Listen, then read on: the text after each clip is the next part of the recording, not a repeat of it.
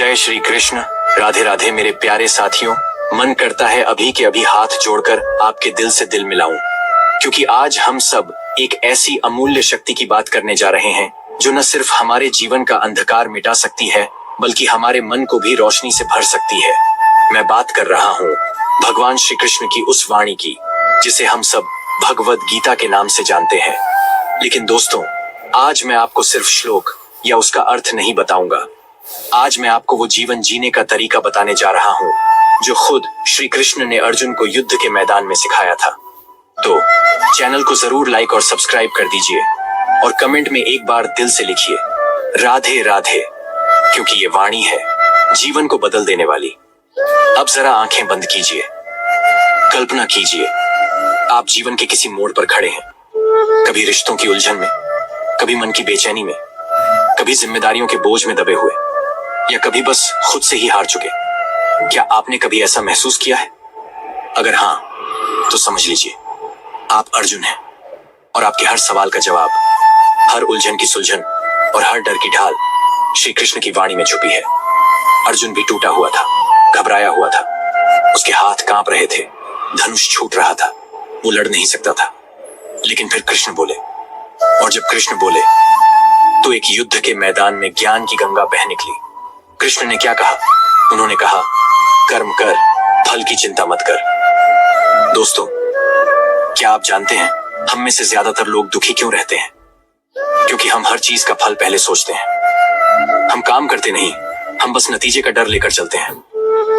मान लीजिए आपने कोई नया काम शुरू किया, दुकान, नौकरी, रिश्ते, कोई सपना, और आप दिन रात यही सोचते रहे कि क्या होगा अगर मैं हार गया?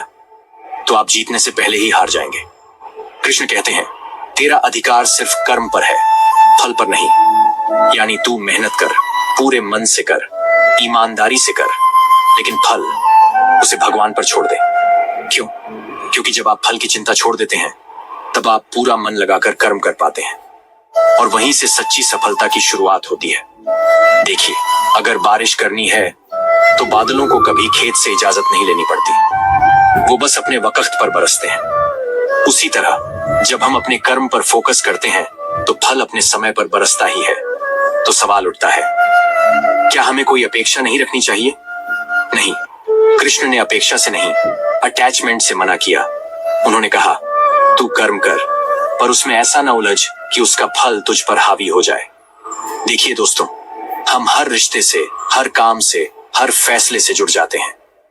इतना जुड़ जाते हैं कि अगर वैसा नहीं हुआ जैसा चाहा तो हम टूट जाते हैं, और फिर मन कहता है, क्या जरूरत थी करने की? तभी तो श्री कृष्ण ने कहा, जिसे तुम तुम्हारा मानते हो वो कभी तुम्हारा था ही नहीं, जो आया है वो जाएगा ही। कितनी गहरी बात है ना। आज हम जिसे अपना समझते हैं, रिश्ते, पैसा, सम्मान, शरीर, सब कुछ, वो सब इस जीवन के किराएदार हैं। मालिक तो बस एक ही है, भगवान। अब सोचिए, अगर ये शरीर भी हमेशा का नहीं तो बाकी चीजों से इतना मोह क्यों? कृष्ण कहते हैं, जो हुआ अच्छे के लिए हुआ, जो हो रहा है वो भी अच्छे के लिए हो रहा है, और जो होगा वो भी अच्छे के लिए ही होगा। ये सिर्फ शब्द नहीं है दोस्तों, ये उस व्यक्ति की बात है जिसने संपूर्ण ब्रह्मांड को चलाया है। अब एक पल को रुकिए और अपने जीवन में उन लम्हों को याद कीजिए जब कुछ आपके मन के मुताबिक नहीं हुआ, पर फिर कुछ महीनों बाद क्या आपको नहीं लगा कि अरे, अच्छा हुआ जो वैसा नहीं हुआ? बस वही दृष्टिकोण कृष्ण दे रहे हैं। जो बीत गया वो शिक्षा था, जो चल रहा है वो अभ्यास है, और जो आने वाला है वो इनाम हो सकता है अगर आप धैर्य रखो। अब अर्जुन की एक बात और समझते हैं। अर्जुन कहता है, मुझे समझ नहीं आ रहा मैं क्या करूं, मेरा मन विचलित है। क्या आपने कभी ऐसा महसूस किया? मन स्थिर नहीं रहता, कभी गुस्सा, कभी डर, कभी निराशा। तो कृष्ण ने जवाब दिया, मन तो चंचल है, लेकिन अभ्यास और वैराग्य से इसे काबू में किया जा सकता है। अभ्यास मतलब हर दिन थोड़ा सा बेहतर बनना, हर दिन थोड़ा सा संयम रखना, हर दिन थोड़ा सा शांत रहना, हर दिन थोड़ा सा खुद को टटोलना। और वैराग्य मतलब जो भी तुझे खींच रहा है उससे धीरे धीरे दूर जाना। ये एक दिन में नहीं होगा। पर अगर आप रोज 1% भी खुद पर काम कर लें तो एक दिन आप वो बन जाएंगे जो कभी आपने खुद की कल्पना भी नहीं की थी। अब एक और गहरा सवाल, मैं कौन हूँ? कृष्ण कहते हैं, तू न ये शरीर है, न नाम, न पद, न रूप, तू आत्मा है। आत्मा जो कभी जल नहीं सकती, कभी कट नहीं सकती, कभी मर नहीं सकती। तू वो है जो न कभी जन्मा था, न कभी मरेगा। और जब आप इस बात को महसूस करते हैं तो आपके भीतर एक अजीब सी शांति उतरती है। फिर ना आप दुनिया से डरते हैं, न हार से, न रिश्तों के खोने का दुख होता है, न सफलता का घमंड, क्योंकि आप समझ जाते हैं कि आप सिर्फ एक पात्र हैं और इस संसार का निर्देशक कृष्ण है। हम वहां से बात आगे बढ़ा रहे हैं जहां श्री कृष्ण ने अर्जुन को बताया, तू आत्मा है, तू अजर अमर है, तू इस शरीर से परे है। और जब अर्जुन को ये पहली बार समझ आने लगा तो उसके मन में कुछ और सवाल उठे। उसने कहा, हे माधव, आप कहते हैं कि आत्मा अमर है, फिर भी मन डरता है, कभी अपने से, कभी अपनों से, कभी हालात से, कभी भविष्य से। क्या आपने कभी ऐसा महसूस किया? कभी जीवन में अंधेरा लगता है, कभी डर लगता है कि सब कुछ खत्म हो जाएगा, या कभी लगता है कि मैं इस सब के लिए योग्य नहीं हूं। तो दोस्तों, आज जो हम बात करेंगे वो सिर्फ श्री कृष्ण का ज्ञान नहीं, वो हमारी आत्मिक भूख की तृप्ति है। कृष्ण ने कहा, हे अर्जुन, जो भयभीत है उसका मन मोह और माया में बंधा है, वो अपने सच्चे स्वरूप को भूल गया है। और यही तो होता है हम सबके साथ, हम भूल जाते हैं कि हम कौन हैं। हम सोचते हैं हम ये शरीर हैं, हमारा नाम, काम, रूप, कद, यही सब कुछ है। और जब ये चीजें डगमगाती हैं तो हमारा आत्मविश्वास भी हिल जाता है। लेकिन कृष्ण क्या कहते हैं? स्वधर्म निधनम श्रेय, यानी अपने धर्म, अपने रास्ते, अपने कर्म पर चलना ही श्रेष्ठ है। अब आप सोचिए, हमारा स्वधर्म क्या है? किसी का स्वधर्म हो सकता है माँ होना, किसी का शिक्षक होना, किसी का किसान, किसी का कलाकार। हर एक व्यक्ति की भूमिका अलग है, लेकिन जब वो अपने धर्म से विमुख होता है तो भीतर बेचैनी शुरू हो जाती है। आपने भी महसूस किया होगा, जब आप किसी और की नकल करने की कोशिश करते हैं तो आप खुद से दूर हो जाते हैं, और जब आप खुद से दूर हो जाते हैं तो शांति चली जाती है। कृष्ण कहते हैं, दूसरों के रास्ते पर चलना, चाहे वह दिखने में कितना भी अच्छा लगे, असली शांति तब मिलती है जब हम अपने रास्ते पर चलते हैं। तो आज ये सवाल खुद से पूछिए, क्या मैं अपने धर्म पर चल रहा हूं? और अगर नहीं तो वापस लौट आइए अपने उस कार्य की ओर जिसे करने में आपको सच्चा आनंद मिलता है। अब बात करते हैं शत्रु की। अर्जुन पूछता है, हे केशव, जब कोई जानबूझकर भी पाप करता है तो क्यों करता है? तो श्री कृष्ण जवाब देते हैं, काम एश, क्रोध एश, यानी ये कामना और क्रोध ही वो दो शत्रु हैं जो इंसान को उसकी चेतना से गिरा देते हैं। कामना यानी तृष्णा, लालच, और जब वो पूरी नहीं होती तो बन जाती है क्रोध, और फिर क्रोध से जन्म लेता है भ्रम, और भ्रम से स्मृति का नाश, और जब स्मृति मिटती है तो बुद्धि नष्ट होती है, और जब बुद्धि जाती है तो इंसान खुद को ही खो बैठता है। अब जरा सोचिए, हम में से कितनों ने गुस्से में ऐसा कुछ कहा या किया जिसका पछतावा बाद में हुआ? कृष्ण कहते हैं, मन और इंद्रियों को नियंत्रित करना सीखो, वरना वे तुम्हें खींचकर वहां ले जाएंगी जहां तुम जाना नहीं चाहते। लेकिन कैसे करें मन को नियंत्रित? कृष्ण इसका उत्तर भी देते हैं। वो कहते हैं, ध्यान से, अभ्यास से, संयम से, और सबसे जरूरी भक्ति से। यहां भक्ति का मतलब केवल पूजा पाठ नहीं है। भक्ति का अर्थ है अपने अहम को भगवान के चरणों में समर्पित कर देना। यह मान लेना कि मैं नहीं जानता पर तू जानता है प्रभु, मैं नहीं कर सकता पर तू कर सकता है। और जब ये समर्पण आता है तब कृष्ण कहते हैं, मैं अपने भक्त के हर काम का भार खुद उठा लेता हूँ। क्या आप नहीं चाहते कि कोई हो जो आपके हर दुख, हर चिंता को उठाकर ले जाए? तो बस एक बार दिल से कहिए, हे कृष्ण, अब मैं सब कुछ तुझे सौंपता हूँ। यही भक्ति है। अब अर्जुन पूछता है, हे मधुसूदन, एक तरफ आप कर्म करने को कहते हैं, दूसरी ओर त्याग की बात करते हैं, तो मैं क्या करूं? श्री कृष्ण जवाब देते हैं, त्याग वो नहीं जो संसार छोड़ दे, बल्कि त्याग वो है जो फल की आस छोड़ दे। यानी आप संसार में रहकर भी त्यागी बन सकते हैं अगर आप अपने कर्म में लिप्त हो जाएं पर फल की मोह में न उलझें। और यही होता है निष्काम कर्म। अब एक बेहद सुंदर बात कृष्ण कहते हैं, यदा यदा ही धर्मस्य ग्लानिर्भवति भारत तदा आत्मानं सृजाम्यहम्। जब भी धर्म की हानि होती है, जब भी अन्याय बढ़ता है, तो मैं आता हूं। अब आप सोचिए, क्या भगवान सच में आते हैं? हाँ, हर युग में आते हैं, हर रूप में आते हैं। कभी राम बनकर, कभी कृष्ण बनकर, कभी बुद्ध बनकर, कभी आपके जीवन में किसी प्रियजन बनकर, कभी एक शिक्षक, कभी एक मित्र, कभी एक अजनबी जो राह दिखाता है, और कभी ये वीडियो बनकर भी। क्योंकि जब आप सच में पुकारते हो तो भगवान कभी मना नहीं करते। बस पुकार सच्ची होनी चाहिए। अब जरा उस क्षण की बात करें जहां अर्जुन अब धीरे धीरे समझने लगता है, उसका संशय मिट रहा है। पर तभी कृष्ण ने जो अगला उपहार दिया, वो इतिहास का सबसे अद्भुत दृश्य बना। कृष्ण ने अर्जुन को दिखाया अपना विराट रूप, वो रूप जिसमें पूरा ब्रह्मांड समाया हुआ था। जहां एक ओर जन्म हो रहा था, दूसरी ओर मृत्यु।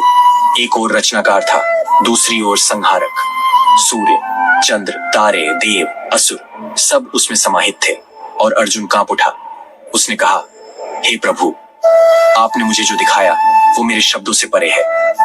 तो श्री कृष्ण कहते हैं, जो मेरी भक्ति करता है, जो मुझे अपने जीवन में स्थान देता है, जो न किसी से द्वेष करता है, न किसी से मोह करता है, वही मुझे देख सकता है। अब सोचिए दोस्तों, क्या हम भी उस रूप को देख सकते हैं? हाँ, अगर हम अपनी आंखों से नहीं तो अपने हृदय से देख सकते हैं। अगर हम अपने भीतर की गंदगी को साफ करें, अगर हम अहंकार, लोभ, द्वेष को छोड़ें, तो भगवान खुद हमारे अंदर प्रकट हो सकते हैं। क्योंकि वे कहीं बाहर नहीं है, वो तो आपके हर श्वास में है, हर धड़कन में है, हर आंसू में है, हर मुस्कान में है। अब अंत की ओर बढ़ते हुए कृष्ण अर्जुन से कहते हैं, सर्वधर्मान परित्यज्य मामेकम शरणम व्रज। अपने सारे धर्मों, कर्तव्यों, उलझनों को छोड़ दे और मेरी शरण में आ जा, मैं तुझे मुक्त कर दूंगा। क्या यह प्रेम नहीं है? क्या यह परम आश्वासन नहीं है? कोई ऐसा कह रहा है जो संपूर्ण सृष्टि का मालिक है कि आजा, तेरा भार अब मेरा हुआ। तो क्या आप तैयार हैं वो एक कदम बढ़ाने के लिए? अगर हाँ, तो अभी कमेंट में लिखिए राधे राधे और दिल से कहिए, हे कृष्ण, मैं तेरा हूं। हम उस मोड़ पर पहुंच चुके हैं जहां अर्जुन अब भयभीत नहीं है, अब वह भ्रम में नहीं है, अब वह सिर्फ योद्धा नहीं बल्कि ज्ञानी योद्धा बन चुका है। पर क्या इतना ही काफी है? श्री कृष्ण ने एक अंतिम कार्य किया, एक अंतिम दीपक जलाया, जिससे अर्जुन के भीतर का अंधकार हमेशा के लिए मिट गया। क्योंकि ज्ञान तब तक अधूरा है जब तक वह जीवन में उतर न जाए। तो आइए हम भी उस अंतिम प्रकाश की ओर बढ़े। कृष्ण कहते हैं, हे अर्जुन, तू मेरा प्रिय है और मैं तुझसे इसलिए कहता हूं क्योंकि मैं चाहता हूं तू मुक्त हो, आजाद हो अपने ही बंधनों से। अब जरा सोचिए, किसी ने कभी आपको ऐसा कहा है? शायद नहीं, लेकिन श्री कृष्ण कहते हैं, मैं तुझसे प्रेम करता हूं और मैं चाहता हूं तू जागे। और हम सबको भी वो यही कह रहे हैं। वो चाहते हैं कि हम भी उस अर्जुन की तरह दृढ़, शांत, ज्ञानी और कर्मयोगी बने। अब आइए देखते हैं श्री कृष्ण ने अर्जुन को क्या अंतिम ज्ञान दिया। कृष्ण कहते हैं, जो हुआ वो अच्छा हुआ, जो हो रहा है वो भी अच्छा हो रहा है, और जो होगा वो भी अच्छा ही होगा। ये वाक्य तो आपने सुना होगा, पर इसका अर्थ बहुत गहरा है। इसका मतलब है, हर परिस्थिति, हर दुख, हर मोड़ हमें कहीं ना कहीं बड़ा बना रहा है, लेकिन हम देखते हैं केवल परिणाम। कृष्ण कहते हैं, तू प्रक्रिया को देख, तेरा विकास हो रहा है, तू निखर रहा है। हर असफलता, हर पीड़ा तुझे मजबूत कर रही है। क्या आपने कभी ये अनुभव किया, जब कोई रिश्ता टूटा तो बाद में आप और परिपक्व हो गए, जब कोई अवसर छूटा तो किसी और रास्ते से और सुंदर चीजें आईं। यही श्री कृष्ण कह रहे हैं, जीवन तेरे पक्ष में काम कर रहा है, तू बस धैर्य रख। अब अर्जुन पूरी तरह बदल चुका था। वो अब केवल युद्ध के लिए तैयार नहीं था, बल्कि आत्मज्ञान से भरा हुआ था। उसने कहा, हे कृष्ण, अब मेरा मोह दूर हो गया है। अब मैं समझ गया हूं कि मेरा कर्तव्य क्या है। अब मैं लड़ूंगा निस्वार्थ भाव से तेरे बताए रास्ते पर। और तभी श्री कृष्ण मुस्कुराए, क्योंकि उन्होंने जो कहा था वो अब जीवन बन चुका था। तो अब सवाल ये है, क्या हम भी वो अर्जुन बन सकते हैं? क्या हम अपने जीवन के हर युद्ध में दृढ़ता, शांति और समर्पण के साथ उतर सकते हैं? हाँ, बिल्कुल बन सकते हैं। श्री कृष्ण ने हमें गीता के माध्यम से सिर्फ उपदेश नहीं दिए, बल्कि एक जीवन जीने की कला सिखाई। तो आइए हम इस अमूल्य ज्ञान को 5 बातों में समझते हैं, जो श्री कृष्ण ने हमें जैसे एक सखा, एक मार्गदर्शक के रूप में सिखाई है। पहली बात, आत्मा अमर है, भय भ्रम है। जब हम समझ जाते हैं कि हम शरीर नहीं बल्कि आत्मा है, तो दुख, डर और मरण हमें नहीं छूते। कृष्ण कहते हैं, न तू किसी को मार सकता है, न कोई तुझे मार सकता है। तू न जलता है न कटता है, तू शाश्वत है। सोचिए, अगर हम यही भाव अपने अंदर रख लें तो कौन सी चिंता हमें डिगा सकती है। दूसरी बात, कर्म कर, फल की चिंता मत कर। कर्म योग का यह मूल मंत्र है। तू सिर्फ अपना कर्तव्य निभा, फल क्या होगा ये मुझ पर छोड़ दे। कितनी बार हम काम करते हुए मन में सोचते हैं, क्या मिलेगा, अगर असफल हुए तो लोग क्या कहेंगे। कृष्ण कहते हैं, बस कर, अपने मन और आत्मा से कर। तू जो कर रहा है उसमें ईश्वर को देख, और जब आप ऐसा करते हैं तो हर काम पूजा बन जाता है। तीसरी बात, भक्ति केवल पूजा नहीं, समर्पण है। कृष्ण कहते हैं, तुम जो कुछ भी खाते हो, जो कुछ भी दान करते हो, जो कुछ भी तप करते हो, वो मुझे समर्पित करो। यानी जीवन के हर पल में अगर तुम मुझे रखोगे तो मैं तुम्हारे साथ हो जाऊंगा। भक्ति सिर्फ मंदिर की घंटी नहीं है। भक्ति वो है जब एक माँ अपने बच्चे को प्यार से देखती है। भक्ति वो है जब आप अपने कर्म में सच्चे हो। भक्ति वो है जब आप यह मान लें, हे कृष्ण, जो मैं हूं, जैसा हूं, सब तेरा है। चौथी बात, सच्चा ज्ञान विवेक की आंख खोलता है। श्री कृष्ण बार बार कहते हैं, ज्ञानी वही है जो हर जगह मुझे देखता है। यानी हर स्थिति, हर व्यक्ति, हर घटना में ईश्वर की योजना को देखना। जब कोई दुख दे तो समझना शायद कुछ सिखाना चाहता है। जब कोई साथ छोड़ दे तो जानना कोई नया रास्ता खुलने वाला है। विवेक केवल किताबों से नहीं आता, वो आता है अनुभव और समर्पण से। पांचवी और अंतिम बात, जीवन का लक्ष्य परमात्मा से एक होना। गीता का अंतिम सार ये है, तू सब कुछ छोड़ दे और मेरी शरण में आ जा। कृष्ण कोई डराने वाले ईश्वर नहीं है, वो प्रेम है। वो चाहते हैं कि हम ये दिखावटी आवरण छोड़ दें, हम अपना नकली अभिमान छोड़ दें, हम अपने मैं को छोड़ दें। क्योंकि जब मैं हटता है तभी कृष्ण प्रकट होते हैं। अब जरा सोचिए, हम में से कितनों ने जीवन को केवल दूसरों की उम्मीदों में उलझा रखा है। क्या आपने कभी खुद से पूछा, मैं क्यों जी रहा हूं? क्या मैं वो कर रहा हूं जिससे मुझे शांति मिले? क्या मैं कृष्ण के रास्ते पर चल रहा हूं? अगर नहीं तो अभी समय है। कृष्ण की ये वाणी केवल अर्जुन के लिए नहीं थी, ये आपके लिए थी। तो आज से हर सुबह उठकर कहिए, हे कृष्ण, आज का दिन तुझे समर्पित है। मेरे हर कर्म में तू रहे, मेरे हर निर्णय में तू रहे। और रात को कहिए, धन्यवाद कृष्ण, जो दिया जो लिया सब तेरा। तो आइए, इस गीता सार के अंतिम क्षण में मैं आपसे सिर्फ एक विनती करता हूं, अपने भीतर के कृष्ण को मत खोइए, और जब खो जाए तो अर्जुन बनकर पूछिए। कृष्ण फिर उत्तर देंगे, क्योंकि वो दूर नहीं है, वो तो हर समय सुन रहे हैं। अब इस पावन ज्ञान को किसी और के जीवन में भी रोशनी बनाकर भेजिए। अगर ये शब्द आपके हृदय को छू गए तो वीडियो को लाइक कीजिए, चैनल को सब्सक्राइब कीजिए और कमेंट में पूरे प्रेम से लिखिए, राधे राधे।